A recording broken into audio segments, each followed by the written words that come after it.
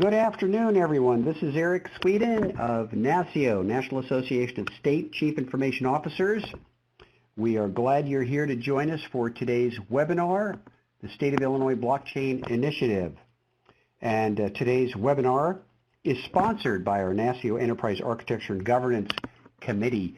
Cab, would you please move to the next slide, please?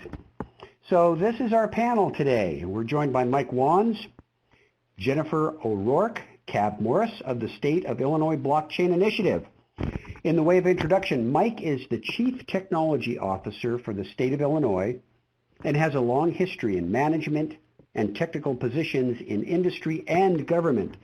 He has been with the State of Illinois since 2015 and is focused on establishing and implementing the Illinois First strategy for shaping technology and innovation in the state.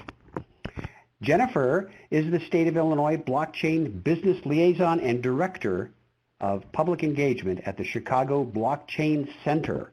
Jennifer has held a number of strategic and market development positions in the financial industry prior to serving state and local government.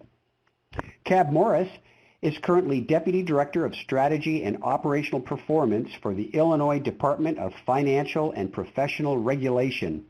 Cab is leading the regulatory and proof of concept efforts for the state as part of the Illinois Blockchain Initiative. Thank you all for joining us today and presenting. Cab, let's move to the next slide. So we put the enterprise architecture value chain here because we want to give just a little bit of background. Our enterprise architecture program is always looking ahead, and we're following our own discipline. So that first chevron, observe the contextual environment, we're constantly looking over the horizon to see what's emerging, what's coming, and we're seeing blockchain as potentially a transformational idea that can enable the mission of government. And we're seeing it also as two components, technology and economics. So this has high potential. We're going to keep our eye on this to see how it develops in state government. And we're continuing to look for presenters and ideas to bring to our community. We'll probably have conference sessions on this topic in future and additional papers. Next slide, Cab. So our first paper we've published on this topic is titled Blockchains Moving Digital Government Forward in the States. And significant contributors to that paper were Mike Wands and Dr. Craig Orgeron. Dr. Orgeron is on the call today. Craig, any opening comments for us today, please?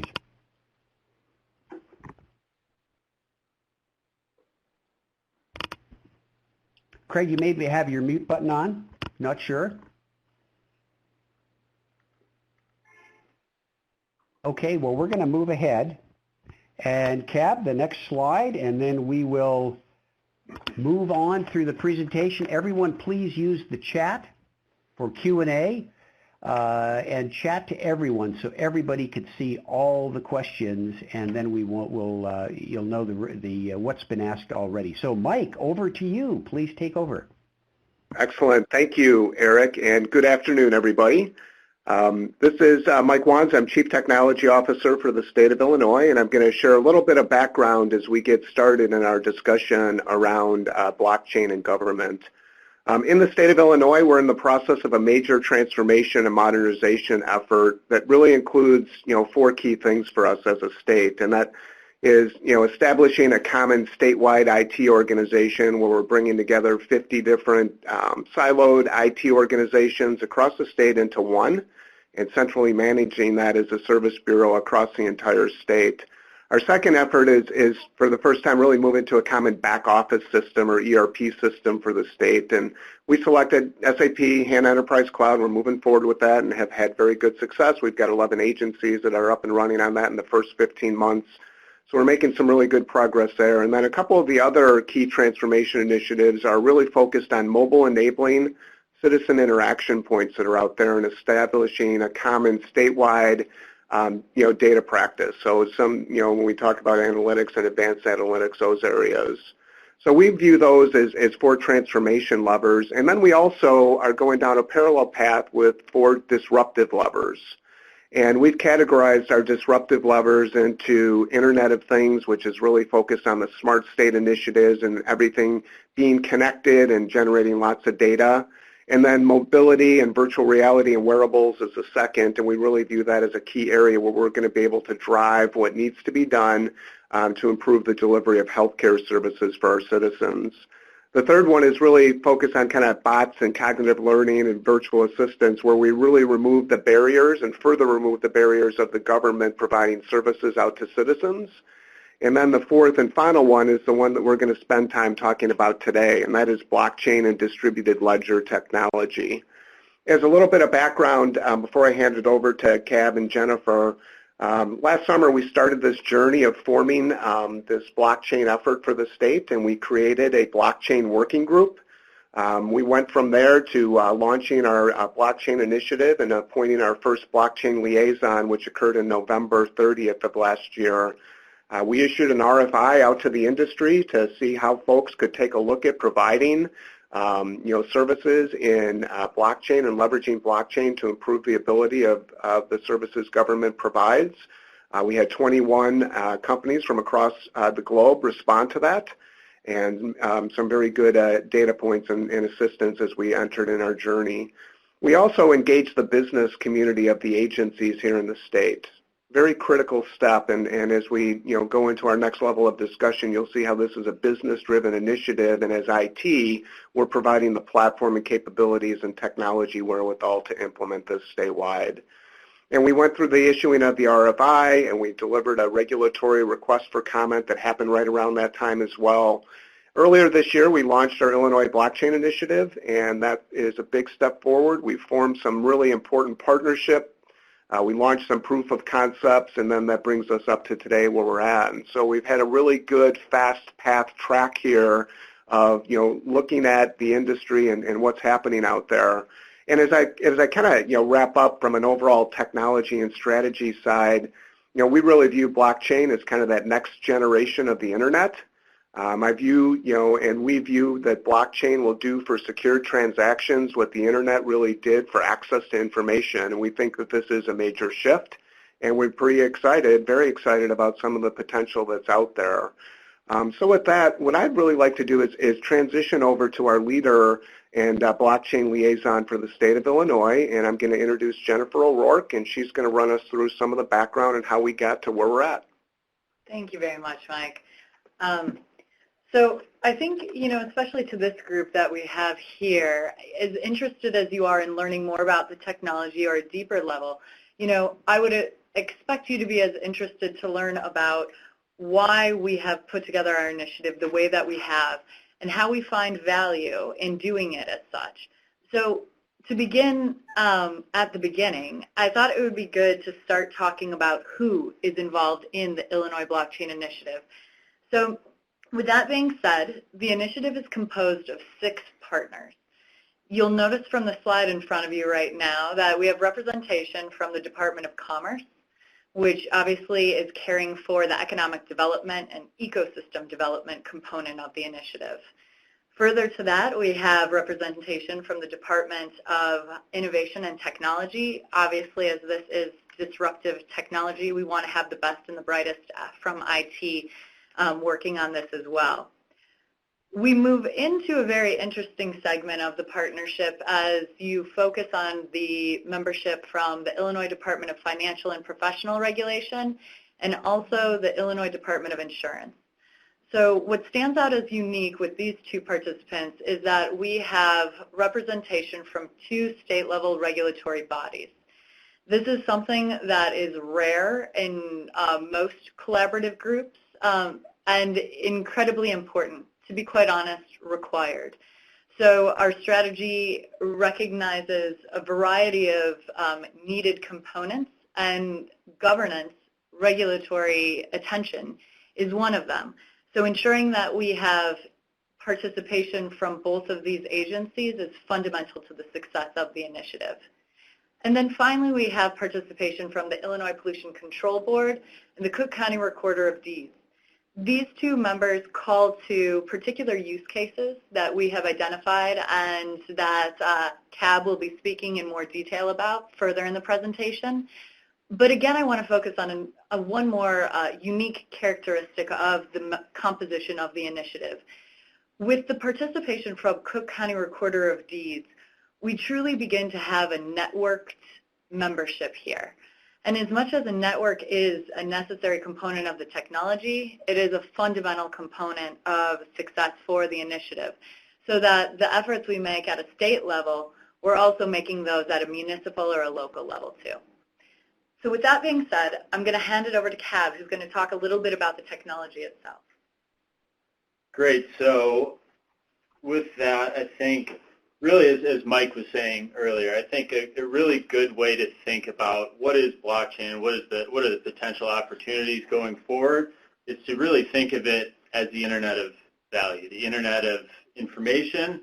As we know, it was a great way of providing digital communication that we, before that time hadn't had in the past, but now I think that the best way to think of this is really as the Internet of Value. And I think that is kind of a good frame and at least a good way to think about it initially. So getting to what is a blockchain or what is a distributed ledger.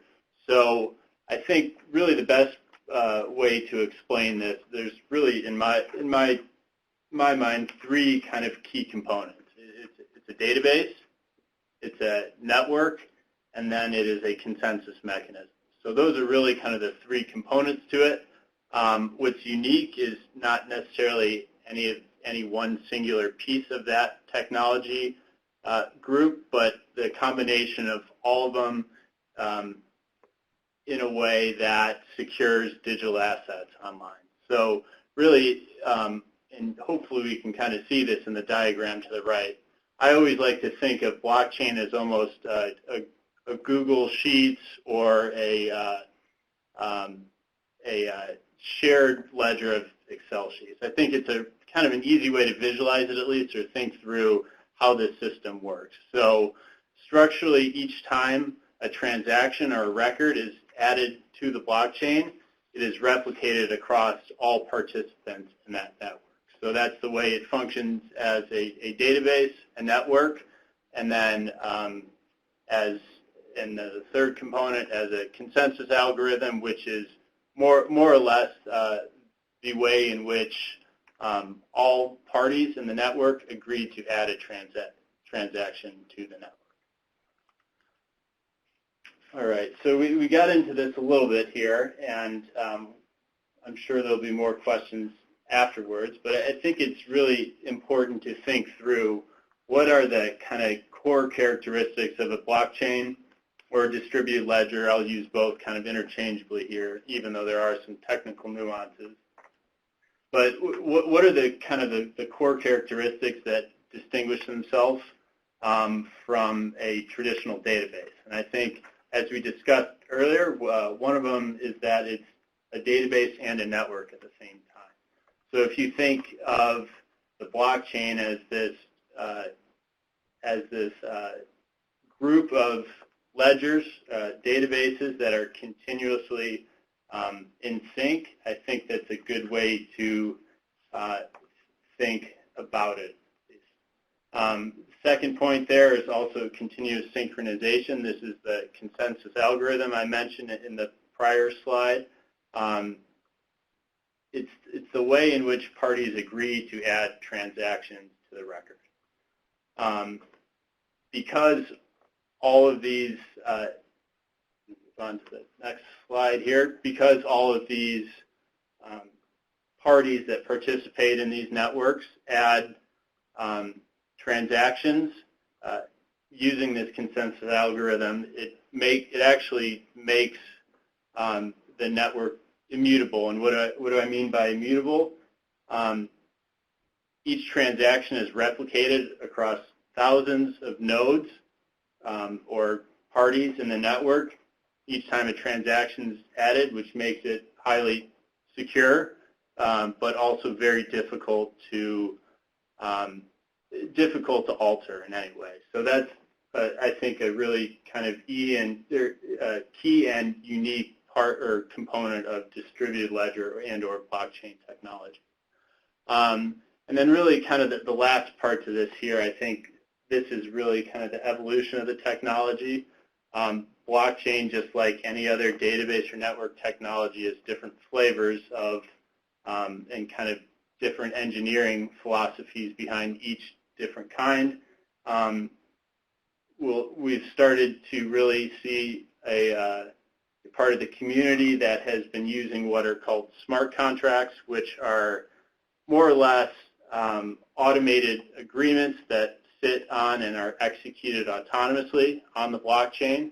And I think we'll start to see a lot of innovation happening in that area. So I think that it's really best, and I'm sure we have all kind of thought the same way here at the state. It's a bit of it's a simple concept, but a difficult theory to really put into practice, and I think it's still a young technology, and but at the same time too, I think it really helps to think through what are the kind of the key design and key benefits above and beyond distributed, above and beyond a database. So moving on to some of the next kind of value proposition items here, I think because some of these key characteristics are different than a database, there's a couple pretty interesting value propositions that come out of it. The first one being reconciliation. If everyone shares the same record and has accurate recording of the same record, reconciliation is almost mute to a certain extent. And I think that's kind of a very unique way of thinking about it, and has some very interesting implications for at least for the accounting process and the audit industry. I think a good way to think about it is Bank A shares records, Bank B shares records. They have to reconcile those records anytime they transact. If they operated on a shared ledger that they both trusted, that was distributed amongst them, why would they both need to reconcile their own records over and over again? So at least in the financial services industry, that's some of the interesting use cases that are evolving right now. I think very much relate to that component of the technology. But if you conceptualize that in the healthcare industry, around something like a patient's identity or a physician's identity, I think there's a lot of interesting implications to reducing the amount of reconciliation that we have to do really as a society. So, Cab, I think it's kind of interesting on the reconciliation end. You started on the financial end of it, but the business transaction aspect of being able to have multiple government entities provide a consistent experience and service, whether it's to citizens or businesses or third-party intermediaries, I think it's really one of the values you're going to see. And you talked finance, and we know it's going to disrupt payments. It's going to change the way that things are in that space, and it has a lot already with Bitcoin and some of the things around cryptocurrency. But when you start thinking about some of the major challenges that haven't been able to be solved out there around vital records and academic credentialing and health records, I mean, it really gives a unique opportunity to have that reconciliation happen in a way that it doesn't happen today, right? And so I think it's really kind of interesting what you highlighted on that. Yeah, and I think that's what may, in my personal opinion, may have the greatest impact. You take an industry like supply chain, and you think about all the reconciliation that happens across the entire value chain of a supply chain. It's pretty interesting to think how that changes the way data, economy, and money and products flow through our economy. And especially when you see in government where a lot of that reconciliation is done by third-party providers, does that essentially go away with the ability to really use blockchain for health, not just health records, but for claims processing, right, or for the supply chain aspect of things? It's kind of it really is kind of interesting when you sit and think about it, because we're going to get into a discussion, Jennifer and Cab, where we start talking about some of the use cases and what we've been doing here in the state of Illinois. And we don't really have a real financial use case that we're trying initially. It's really business transactions across healthcare and vital records and property deed man. It's kind of interesting, the approach that we've taken. So I don't know if you wanted to jump in on that at all, as well, Jennifer. I think the value proposition around reconciliation is so interesting. Absolutely. To your point, it's something that we'll see in both the public and the private spheres. Mm-hmm. So although, as Kat said, there are a variety of kind of low-hanging fruit back office settlement and reconciliation use cases, we will go into detail about how the state is thinking about some of the other opportunities outside of FinServ. Yeah, excellent. And then we're going to start getting into permissioned and permissionless. We're going to start getting into public and private blockchains. And I think there's a lot of things here as it really helps bring forward and break down the barriers with the services that government provides outward to citizens, and whether it's visitors or the business community that's out there. So I think, Cab, we're going to go back to you on that. Are we going through standards, or are we moving to the next slide? Yeah, and I think a function of this very much so is standards. In order for people to agree on how a shared ledger works, you have to have data standards, and interoperability is just a function of getting on that blockchain or distributed ledger. So if reconciliation is moot, standards are pre-configured.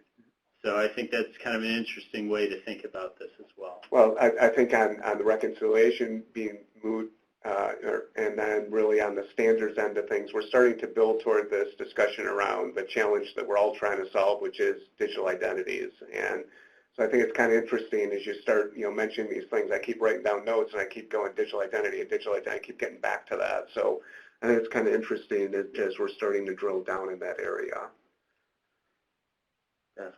All right. So the next kind of, and these maybe are more useful within particular blockchain settings, but an interesting component to this as well is if you share records in these distributed networks, you have a much more transparent overall view into how the industry works. So I think what's interesting here, sitting in a regulatory agency, is well, what if the pharmaceutical industry for Schedule II drugs, each prescription that was written by a doctor was able to be viewed at very much an omniscient level by any sort of regulatory entity. And I think this is a function of transparency, but also my second point in this slide as well, which is permission, is that public-private key and cryptography are fundamental to the way this technology works. I think what's interesting here is that, at least from a government's perspective, what are the implications for the way we regulate industries, regulate products, and also legislate, on behalf of our communities. So I think there's a lot of interesting implications here. I don't think a lot of it has been worked out yet, and that's kind of the exciting part of the early days of this technology. So we talked a little bit about how blockchain and distributed ledger, how they work, what are kind of the key and or maybe core components, characteristics of this technology. I think what's really what we spent our most time doing over the last 6 to 8 months was really sitting down and thinking through what does this technology mean for us as legislators, but also as service providers, and how could we use what I think we all saw as a very fundamental foundational technology in a way that provides benefits to us, but also our citizens and businesses here in Illinois. So we really tried to think through and start out at a strategic level. What are the core components of this technology that lend itself well for governments and also lend itself well for the citizens and businesses here in Illinois?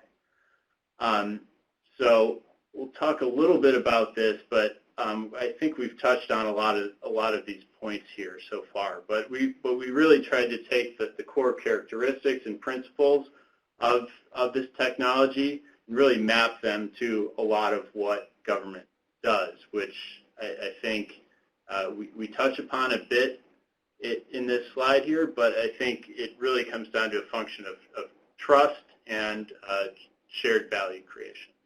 I think there's some very interesting implications for government. If you think of an industry that completely moves to the blockchain, what is government's role as a regulator, or depending on the industry, like the healthcare industry, what are the implications for government health services within that industry? And if everyone shares the same universal record of a patient, how does that change the way data and information flows in our economy? And I think there's some really interesting implications there, and it's very much an important thing to think through, at least early, and design in a way that fits broader policy goals. So from those kind of core design principles that we put together, we really try to think through what is government's role in this technology. And we really came down to 3 points here. And Jennifer will talk a little bit more about the first one, but first of all, it's a very young technology. It's a technology that we think is very much an enterprise-focused technology, maybe more so than the internet, which I guess has evolved to maybe more of a consumer-facing technology. But how do we, in Illinois, make sure that Chicago and all the rest of Illinois is a great place for people that are innovating this space to work, collaborate within startup communities, but also with our larger corporate enterprises.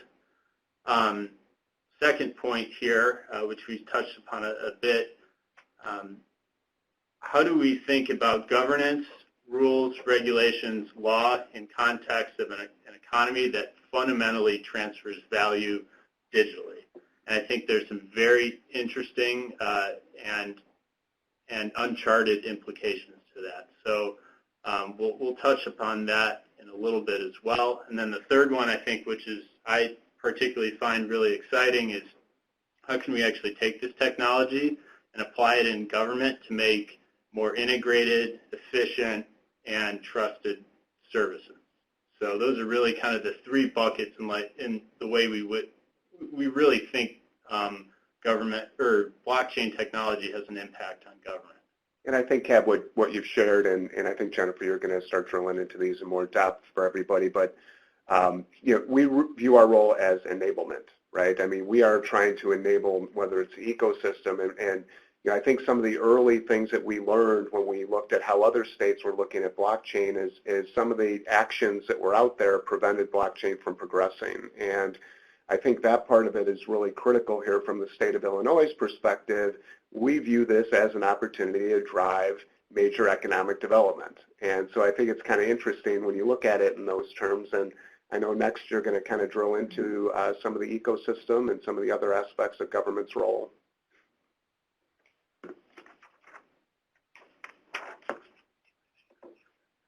Okay, so thanks for that, Mike. As Mike said, just to touch into the first component that we feel government has a role in developing the ecosystem. This became a significant priority for us, and obviously one of the 3 strategic components, because we recognize that the technology does not thrive in and of itself. It does not continue to grow and build out the networks that will be required to be successful in a silo. And so to that end, we understand that our responsibility is to develop an ecosystem and support our community in doing so. So we view this opportunity here through a couple of different lenses. First, we would foster the talent pipeline. And so In doing so, we've partnered with educational institutions. We have a partnership with BEN, the Blockchain Educators Network, that works throughout the United States to work with different schools and support all of their students' blockchain initiatives locally. And so our partnership with them has allowed us to work on specific activities that forward the talent pipeline goal, such as our Illinois Blockchain Initiative Hack, IBI Hack, that we're holding throughout the month of July in partnership with BEN. So whether it is just developing those relationships within academia so that we can identify talent, that we can then look to seed corporate opportunities and corporate partnerships with that talent, and also to make sure that we're serving the needs of that talent community by providing education. So we've taken a couple of different approaches to really support and explicitly develop that pipeline. With regard to supporting entrepreneurship, which we believe is the second component of this ecosystem build effort, we have been working with our local community to create areas where we can convene entrepreneurs, such as the Chicago Blockchain Center that we'll talk in more detail about down the line.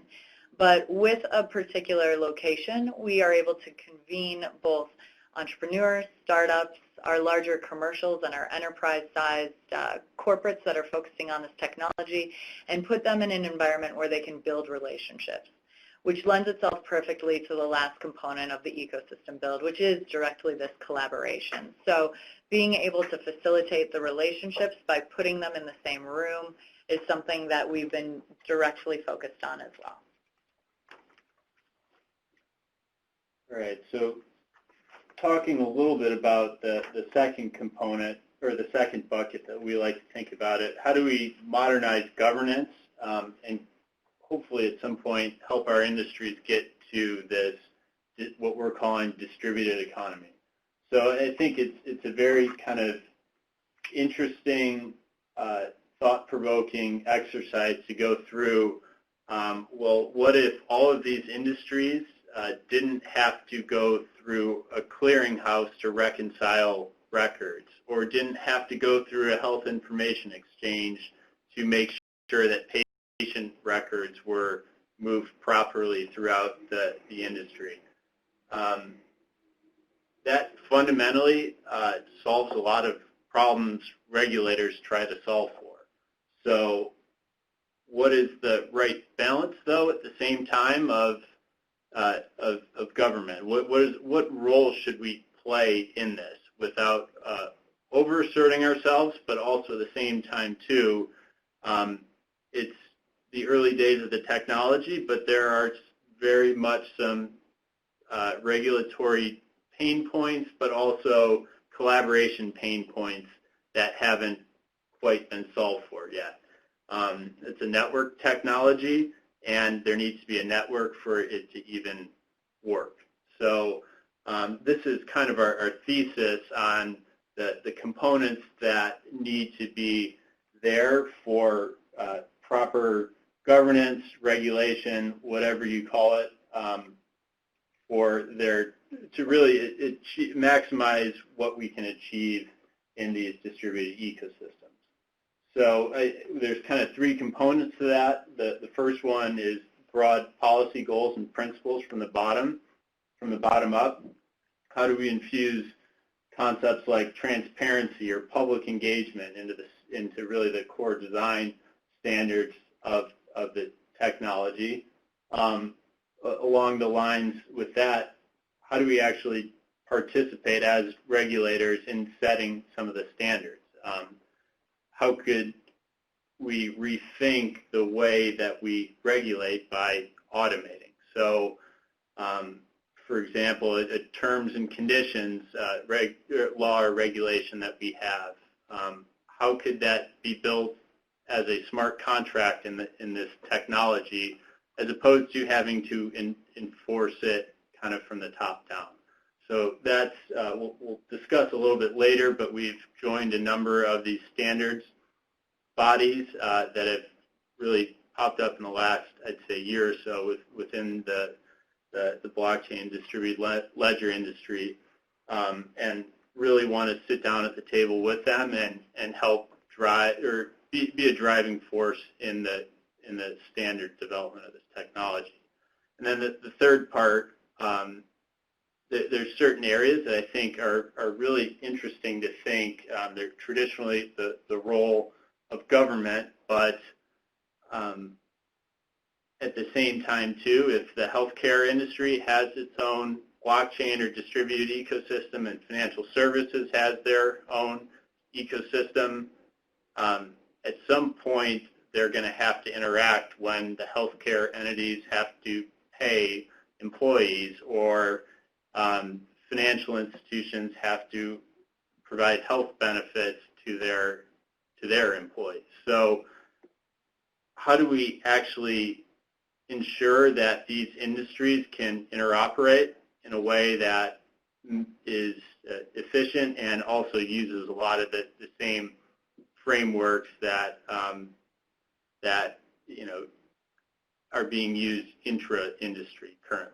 So I think one of the interesting ones here is digital identity, and we can talk a little bit about the next slide here. One of the the ideas about how government can play an interesting role in this. And before we go to that slide, Kev, I think the standards participation is so critical. That the session we're doing today is sponsored by the Enterprise Architecture section of NASCIO, and having standards and guidelines and approaches that are consistently used across governments worldwide is really the challenge.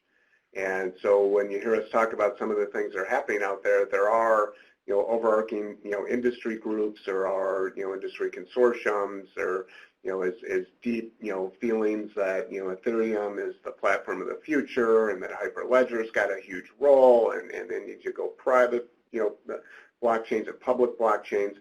All that's really exciting to get into that battle. However, it's the underlying standards of how these transactions interact, how clear, currency is cleared, how the standards are being used so that these systems can all work together. And when you look at it from an overall architecture perspective, you hear chains, right? And some of the things that have to evolve out of this blockchain stack is, do you want to be singularly dependent on any one chain?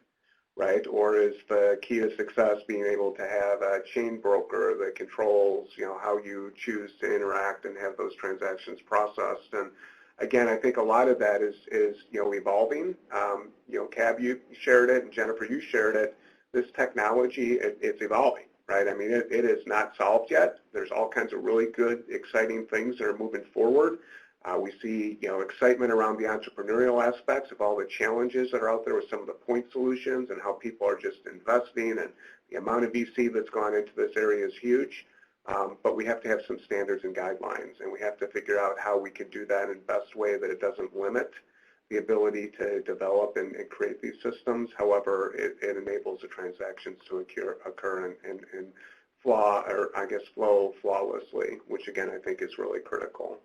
So I always, whenever I see standards, I jump on it. I'm like, all right, standards, be careful, but guidelines, yes, we need to have some way that we're able to interact going forward. Great. So this, I think, very much piggybacking off of that is, well, so as we discussed, broad policy principles, participating in industry standards, but also at the same time, too, could government provide utility-type services in a way that adds value to a variety of different industries? And I think that the way I really like to describe blockchain is it's really good at making data digitally discrete.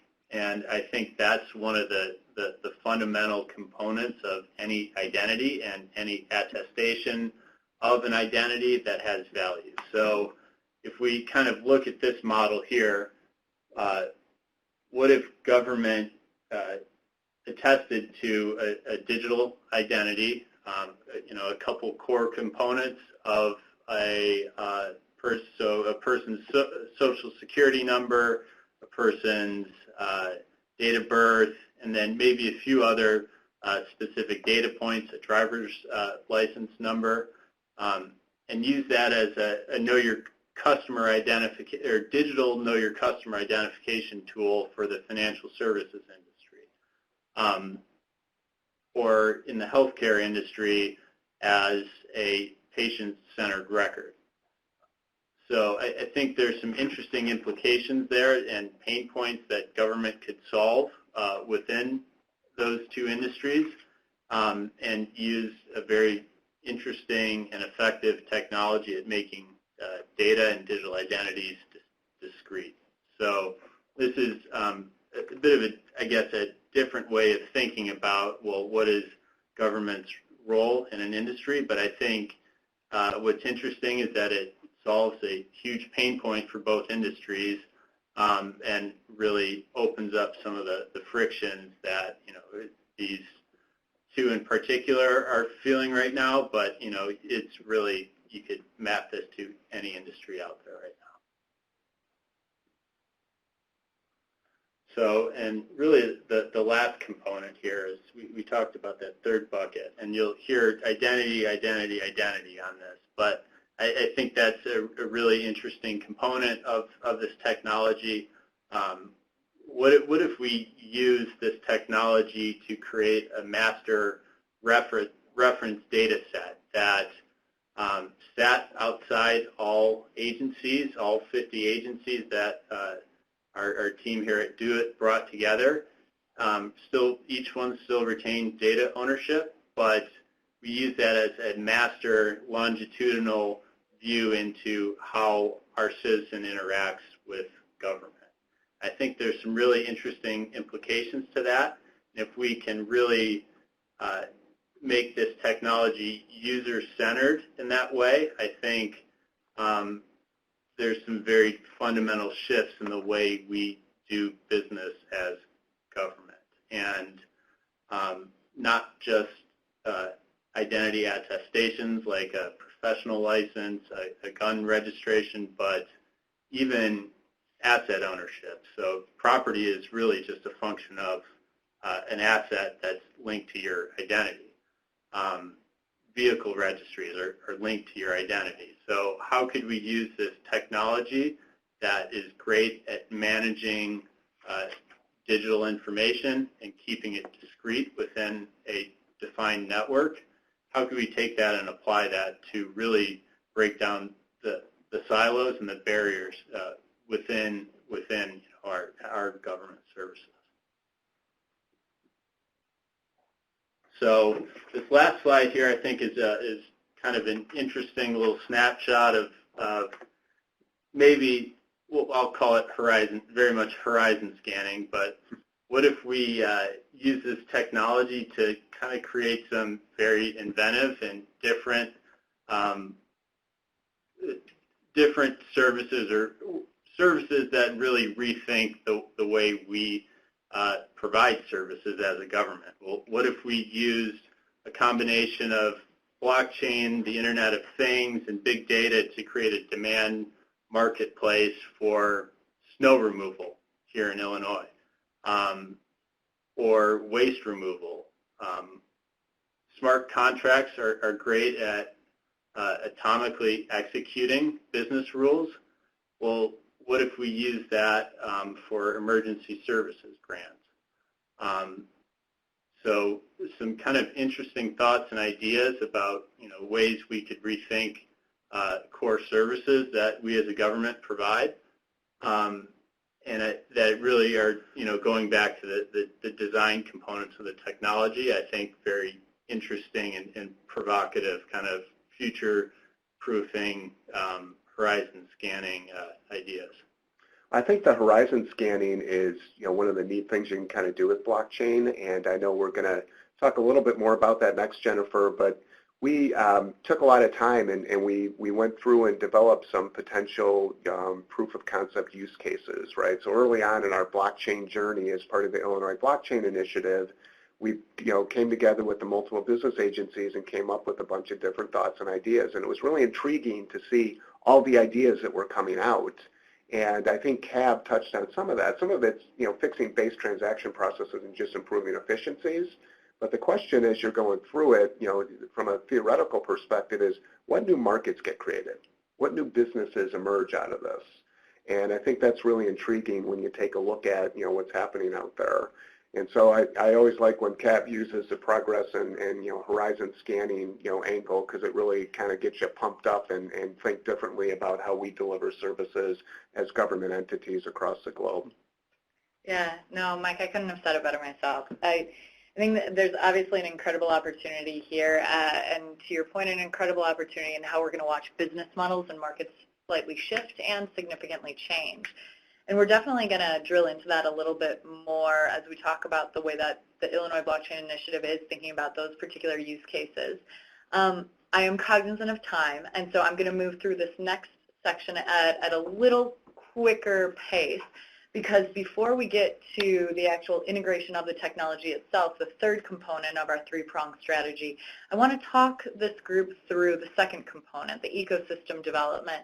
And I want to talk you through this from the perspective of what we've been working on, what we've accomplished, and what we have ahead of us here. So I'm actually going to move us to the next slide because our Illinois approach is is directly aligned with our strategic approach here that focuses on governance, ecosystem development, and integration of the technology itself.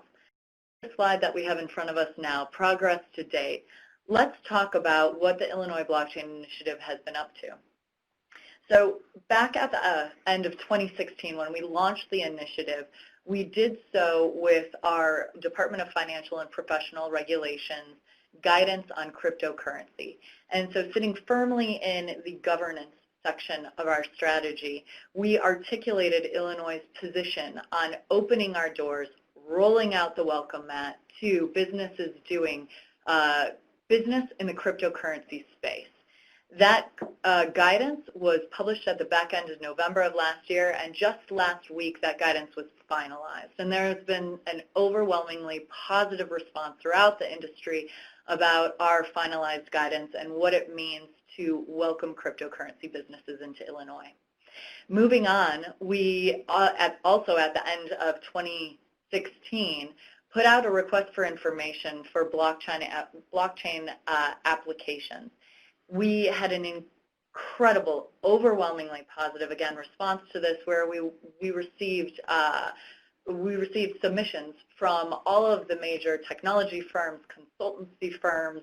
We received international submissions, submissions from enterprise-sized and startups. The reason why I go into detail on this is to talk about how valuable this call for information was to us, because what it did was it informed us on the position of market participants and the direction of their particular company in the technology and in the market. So that was incredibly valuable to us. Moving forward, we entered 2017 with the awareness that we wanted to make sure we were as informed and educated on the technology and, again, market trends, participant trends as possible.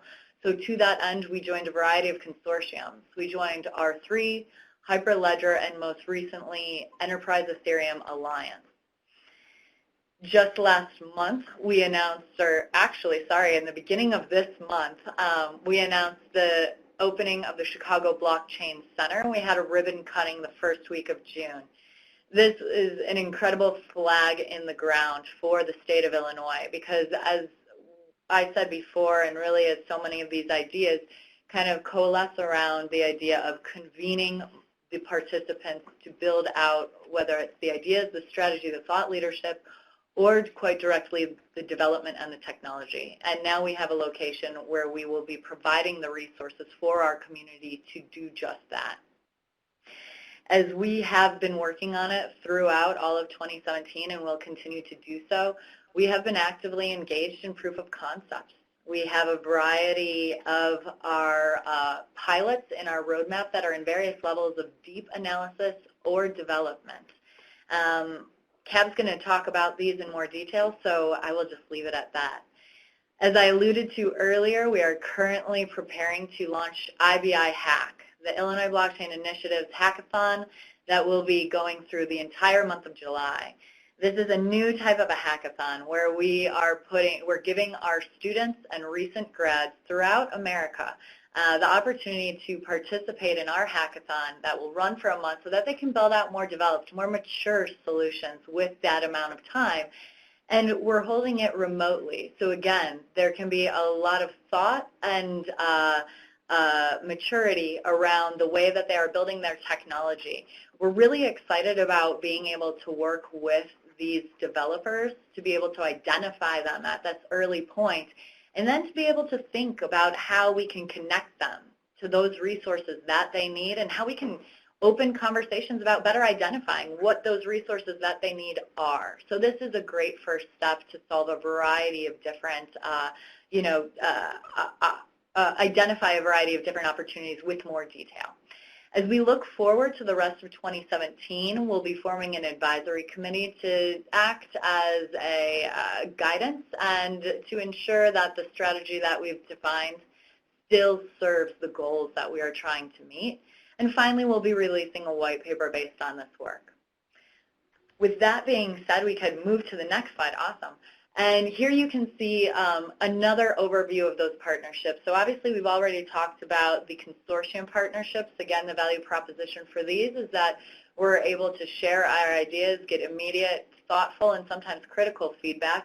We're also able to understand market trends for the technology itself, the markets, and participants. But further to that, you'll notice that we are a member of the Digital Chamber of Commerce, which has proven valuable to connect us to, again, other market participants that we may not otherwise have access to, and to make sure that they know that we're a significant player in the industry and we're here to support them as well. Then the Blockchain Educators Network has been fundamental in connecting us with the talent pipeline and the incredible students working in the space. And then, of course, we are sponsors of the Chicago Blockchain Center and partnered in that. Some other things that we're doing to support this ecosystem, we've touched upon the hackathons, the Blockchain Center, the task force in terms of the guidance that it will provide. But a couple things that I want to share with you that we've done that have been very successful and provided some very nice positive feedback is supporting local meetups. So making sure that through these local communication, and meetup mechanisms, we're actually sharing the work that the state's doing, again, to make sure that everyone that's participating in the community knows about the resources that we have to provide. So that's been our boots on the ground kind of Marines approach to accessing our local communities. Further to this, we have already been able to identify areas of gaps in knowledge, and so we are meeting them as quickly as possible. At the beginning of the month, we partnered with Coin Center and Digital Currency Group to host a banking digital currency full-day seminar. And this addressed the issue of cryptocurrency companies that are currently challenged to get bank accounts in our financial banking system. We filled our audience with state-chartered banks, and so we were actually providing very particular education and resources to an audience full of bankers that had questions about KYC and AML as it applied to their potential clients, those cryptocurrency companies. So this is how we're developing bespoke solutions to meet our community's needs and thus build out that ecosystem. Yep, so we've touched on both of these a bit already. So just in terms of kind of really bucketing our approaches along the lines of the second one, as we said, we've been participating in R3, Enterprise Ethereum, and Hyperledger to really help work through some of the core standards of the protocol that each of those entities are developing, and kind of omnisciently in a way that we'd love all three of them to succeed. It's a bit of an interesting community in that there's a lot of very divisive opinions on which is the best route. I think for government right now, we are really interested in all of them succeeding. So I think that's why we want to make sure that we're staying platform agnostic, but also really, trying each of them out in different ways. And then as Jennifer mentioned earlier, we also issued our digital currency regulatory guidance. and then really touching up on the last part of our strategy that we're actively undertaking right now. It's the 5 use cases or pilots we are in the process of building out and should hopefully have some more progress on it in the coming months. So the first one is in partnership with our Cook County Recorder of Deeds. They just published a pretty substantial report that I have in the next section here that we should have access to after, but they were working really hard to think through, well, how do we take the land title industry, which is just a record of events, very similar, in fact, to the way transactions are structured on the blockchain, and reconceptualize the way that process is done in a distributed ledger. The next one is an academic credentialing initiative that we're undertaking. We're partnering with Illinois universities to build out a proof of concept around how we could better manage academic transcripts, academic coursework, using a distributed ledger. I think that project, in addition to the Health Provider Registry and Vital Record project, are all really functions of identity. And I think as we think through each of those specific use cases, we're really trying to think of them as proof points for our broader identity architecture here at the state. It's a very new and evolving space even within blockchain, and I think it's really good to get your hands dirty and really understand what are the components, how do we balance privacy with confidentiality and all these other key components that are so important when you tackle really anything in that space. So just an overview, health provider registries are really professional credentialing directories that insurers use to help manage their networks. It's a huge pain point for the payer, for payers in the health industry, and we see, again, a way to make data digitally discrete. We see that as kind of really a great source of truth for all payers in the industry. The next pilot is that we're looking to undertake. We're still really proofing out the idea, but we're trying to imagine what if we used renewable energy credits, tokenize them on a blockchain, and use them as basically an exchange traded product.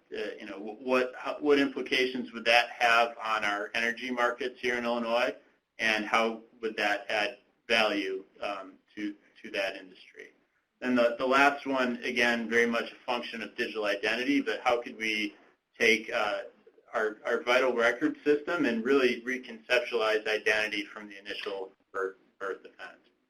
So those are really kind of the 3 pilots that we're trying to tackle here. I'm sure others we've got others lined up right after, but I think they're nice use cases in that they're a broad variety of related industries, but also are very much tackle different components within blockchain and distributed ledger tech. I think the proof of concepts are very critical. So we're planting some seeds. We're agnostic on the platform. We're using 5 different use cases across 5 different service areas in government with 5 different vendors and 5 different partners. And so it's a nice way to really try this stuff out and see the value that can actually be derived. Some of the early activities we were very excited about, and one of the challenges when you start looking at this is, the cost and the ROI of moving forward, and, those are some of the things I think will come out as we get further into the use cases. But it's exciting. So we're planting some seeds, and we're giving it a shot, and we're going to see what happens. That's really our focus from the state of Illinois. The next, slide, I think we go into some, contact information for us, and if you're interested in being able to reach out to some of us, again, Jennifer's our blockchain liaison, so she's the quarterback running the team. Cab is the chief, cook and bottle washer, architect, and visionary. who's put all this stuff together, and I'm the Chief Technology Officer focusing in the background, making sure we do this in the right way. So a good, strong team together. We have about 15 people across the entire state that are helping us in various ways as we're trying to drive these initiatives. I was looking at the folks that are attending the event, and just about all the vendors that responded to our RFI participated in this event today, so that was really exciting as well.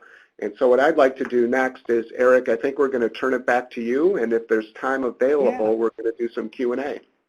Very good. This has been an excellent presentation. First thing I want to do, we've had some technical difficulties earlier with Dr. Orgeron's connection. Craig, are you connected right now, and can you test your mic for us, please? Sure. Can you hear me? Yeah, okay. So, All right. Cab, bring us back to slide, right there. Any parting comments here, Craig? You were instrumental on this first brief we did, contributed so much to it, and I know this has been a passion for you to pursue, and would like to get some perspectives from you on this topic, please. Well, thank you, Eric. And first off, of course, thank you so much to the Illinois team, Mike, Cab, and Jennifer. I mean, what a tremendous slide deck and approach that you're taking. It was a pleasure to meet Mike at the NASCIO conference a little over a month ago. But I just wanted to say, too, and I think at the opening we talked about the potential transformative nature of this technology and made some reference to, you know, the way the Internet really changed the way we do many things, and this could change it as well. So with our initial brief via the EA committee and NASCIO, which I clearly think is a first step for the association to look at these, the impact of this technology, specifically, and I think this came through loud and clear, Mike and team, of the transformative nature of this technology. We are excited, plan to keep our eye on that ball, and very appreciative for all of the folks dialing in on the webinar today. I'm actually glad to have my comments at the end, because I can say that the content was truly tremendous on the webinar. So very appreciative. NASCIO is going to keep our eye on the ball on this one. And thank you so much, Eric, for the work that you and the NASCIO team have done as well. Very good. Thank you, Craig, very much. We'll do a couple of questions, but we're pretty much out of time here, but we'll do a couple of questions, but the other questions we don't get to, we will respond to those, and we'll write up a Q&A accompanying document to go with this webinar, and we'll send that to all of the participants. So the team here today has accepted the task of working with me on getting to all the questions, but just a couple of things here. Mike and your team, you know, when we look at government, and oftentimes its reputation, deserved or not deserved, is often seen as slowing down innovation due to over-regulation. And in your discussion on blockchain, you know, which has been extremely informative, and we're getting lots of comments to that effect here, what specifically can government at the federal or state or local level do to really promote and spur blockchain adoption? What do you see us doing within government to help this along? Yeah, that's a great question. Kind of where do you start with this? So I think that first and foremost, you need to identify a team that's really willing to get their hands dirty. This is definitely going to be a roll up your sleeves kind of exercise, not a, you know, sit back and provide guidance exercise. So if you can identify your team correctly in terms of their ability to really dig in and participate, that's step one. That's going to be instrumental. And if you get it right, you're going to get it really right. And if you get it wrong, you're going to get tripped up by it. But with that team, then you're going to have to evaluate your respective state situation. And I think doing so within the categories that we've provided from the Illinois Blockchain Initiative strategy. So an evaluation of your governance and regulatory requirements, your current state of ecosystem and also the opportunities that you have to implement the technology yourself, perhaps through the lens of what are the strongest industries or the verticals in your state that you really shine at, and identifying the use cases that fall within that purview. I think that would be then the next step that you would really throw yourself into. But I cannot underline enough how making sure that you have the right people involved from day one will be really helpful. So, yeah, and obviously as I say that, I'm calling out to the fact that I am very fortunate to call Mike and Cab teammates here in Illinois. Very good, Jennifer. And, just looking at your background in marketing, you're obviously following a lot of that marketing discipline. And when you look at one of the traditional textbook approaches, the SWOT analysis, strengths, weaknesses, opportunities, threats, as you look at this whole emerging economics and technology, what do you see as maybe those barriers or obstacles that we need to identify up front and prepare for? What are those major barriers, Jennifer? I think the biggest barrier that you're going to face is the challenge of education. So right now we're dealing with a group that even if they aren't deeply informed on this technology in particular, they're coming from a position professionally where you can understand the attributes thereof and thus the value proposition of the solution. But most people are not going to be bringing that understanding or experience to your conversation. So when you're trying to talk to the decision makers in your organization, whether they be within your organization or in the private sector, folks that you want to collaborate with, maybe that you need to collaborate with, unless they're fluent in this community and this technology, you're going to have a pretty long pole for education. So I would not be frustrated by it because it's something that we experienced from day one, and we still are, and most certainly will always be moving through, iterations of how do we best educate and inform the people that we're collaborating with and those decision makers that we are seeking approval from. I think a big part of that too is also that the technology community is very keen as to what, or I guess it's a technology that it's very easy to go down the rabbit hole and very much preach on what blockchain could be. I think there's a lot of work to be done to getting to that point. I think that's actually its potential opportunity is also a barrier in and of itself. So I think that's why we're really focused on our pilots and proof of concepts right now, because the technology people need to really dig in to use cases and start thinking through, what it means strategically. And adding on to that, I think, what we're seeing is the platforms are maturing. I mean, if we looked at where we were a year ago and you look at where you are today, I think we've made some great strides. There are still point gaps in the full execution of some of these chains, and whether it's that back to the digital identity or back to the trust broker, the transaction broker, or the clearing broker, I mean, there are just gaps that are out there, and that's why we've been focusing so hard on trying to build this entrepreneurial mindset here in the state of Illinois and welcome people in to help us look at these areas and really fix and solve some of these very point issues, but it has to be part of a broader platform aspect. And I think that's what's so critical when you look at the maturity stage of where we're at. Everyone looks at the Gartner cycles. This is at the hype cycle level, and there's a lot of things that are out there that are really good and are working. And there's governments that have had some successes with blockchain. When we started, we spent time studying very closely what Delaware had done. We've spent a lot of time with Australia, looking at what's going on in the UK. There are some successes out there, some early successes, but they're not full-blown platform stories yet. They're really point solutions that need to be part of the broader ecosystem of full, secured transaction and validity. And so I think you'll see that coming here, and we're pushing it certainly on our use cases that we've selected as our initial 5. Very good. Mike, we'll want to stay with you on this journey. So sometime in future, and I think we'll be coming back multiple times through this to have you back to report on progress, what you've learned, what worked, what didn't.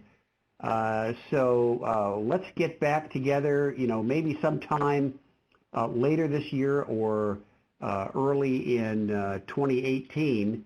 And then I'd like to work with you and your team on the rest of these questions because we're way past our time here, and I want to respect everyone's time, but I assure everyone on the call we're going to get to all of these great questions as part of publishing this webinar. But thank you again, Mike, Jennifer, Cab, Craig, thank you for being on this call, and thanks to our team here at NASCIO. Amy has been just a great help here, Amy Glasscock, in getting this the technical side of this working.